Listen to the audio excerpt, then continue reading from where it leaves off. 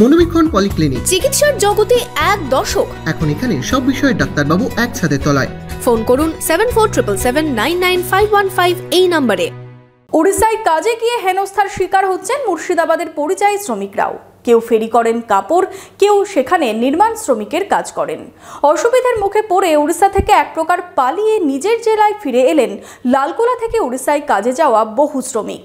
স্বাধীনতা দিবস উপলক্ষে কাভেরিতে চলছে সকল কেনাকাটার উপর আপ টু 70% অফ। অফারটি চলবে 27 আগস্ট 2024 পর্যন্ত। শর্তাবলী প্রযোজ্য। মুর্শিদাবাদ থেকে কয়েকশো পরিযায়ী শ্রমিক ওড়িশায় কাজ করতে গিয়েছিলেন। কেউ গ্রামে ঘুরে কাপড় ফেরি করতেন, নির্মাণ শিল্পেও শ্রমিকদের কাজ করতেন অনেকে। অভিযোগ, বাংলাদেশের রাজনৈতিক অশান্তি শুরু হওয়ার পর থেকেই তাদেরও সেখানে নিশানা করা হচ্ছে। সরকারি পরিচয়পত্র দেখানো সত্ত্বেও ঘর বন্দি করে রাখা হয় তাদের। সেই রকমই প্রায় 250 জন পরিযায়ী শ্রমিক মঙ্গলবার রাতে লালগোলা স্টেশনে ওড়িশা থেকে ফিরলেন। কেউ 1 মাস আগে তো কেউ আবার 4 থেকে 5 মাস আগে মুর্শিদাবাদ ছেড়ে ওড়িশায় পাড়ি দিয়েছিলেন কাজের উদ্দেশ্যে। আজকে 1 মাস আগে গিয়েছিলাম ব্যবসার ক্ষেত্রে, ওখানে যে হয়তো আটক করে যায়, আমরা পাবলিক লোক আমাদের ঘরে বন্দি করে দিয়েছি।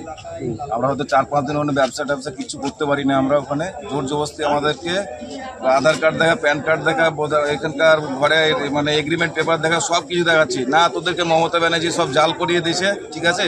তোরা এক কাজ কর, এখানে তোরা ব্যবসা কিচ্ছু করতে পারবি না, তোরা তোদের মমতা ব্যানার্জির কাছে যায় থাকতে হবে, হয়তো ওরা কিছু কাজ তোদেরকে ব্যবস্থা করে দেবে।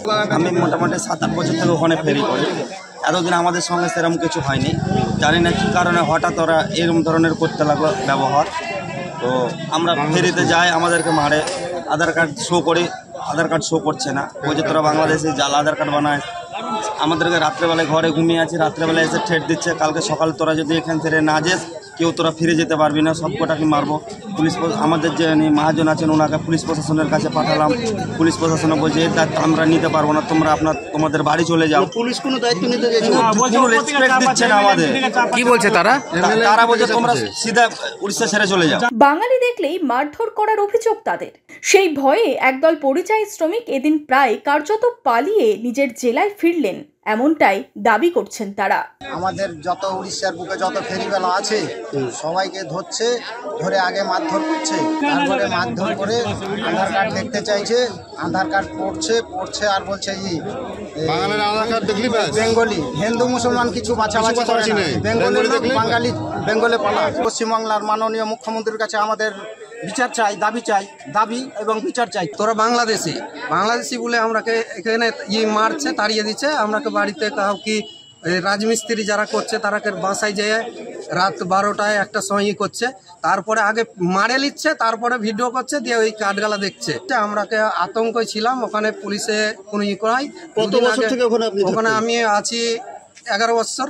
11 বছর থাকার 11 বছর এত থাকতে চীনের লোক তারপরেও করছে যে তারাও করছে যে তোরা ছেড়ে চলে যা, এখান থেকে এখন অবস্থা ভালো নাই, ছেড়ে চলে যাওয়ার একটা দিচ্ছে। এদিন লালগোলা স্টেশনে সেই সমস্ত পরিযায়ীদের সঙ্গে দেখা করতে এসেছিলেন লালগোলা পঞ্চায়েত সমিতির সিপিআইএম এর কর্মাধ্যক্ষ ইসমাইল শেখ। এ রাজ্যের মাননীয় মুখ্যমন্ত্রীর কাছে অনুরোধ করব যে দ্রুত এই উড়িষ্যায় আমাদের যে সমস্ত রাজ্যের পরিযায়ী শ্রমিকেরা বিপদগ্রস্তে আটকে আছে, যারা জীবন মরণ একেবারে বিপন্ন অবস্থায়, তাদের উদ্ধার করবার জন্য উড়িষ্যা সরকারের সঙ্গে এখনই দ্রুত কথাবার্তা বলতে হবে। একই সঙ্গে কেন্দ্রের নরেন্দ্র মোদী সরকারের কাছে একইভাবে রাজ্য সরকারকে কথা বলতে হবে যে গোটা দেশের গোটা উড়িষ্যা জুড়ে সহ ভিন দেশে আমাদের এই বাঙালিদের ওপরে যে অত্যাচার শুরু হয়েছে তা যাতে অবিলম্বে বন্ধ হয়। এ ভারতবর্ষের মাটিতে আমরা বড় হয়েছি, আমরা এই ভারতবর্ষের সব জায়গায় কাজ করবার যাতে অধিকার সুরক্ষিত হয়, ভারত সরকারকে তার দায়িত্ব নিতে হবে, পশ্চিমবঙ্গ সরকারকে তার দায়িত্ব নিতে হবে। এইভাবে কাজ ছেড়ে জিনিসপত্র ছেড়ে এক প্রকার এক কাপড়ে চলে এসেছেন তারা। চিন্তায় রয়েছেন এই মানুষগুলো, কিভাবে চলবে তাদের সংসার, সেই চিন্তায় এখন তাদের পিছু ছাড়ছে না। Bureau report, imagine community media.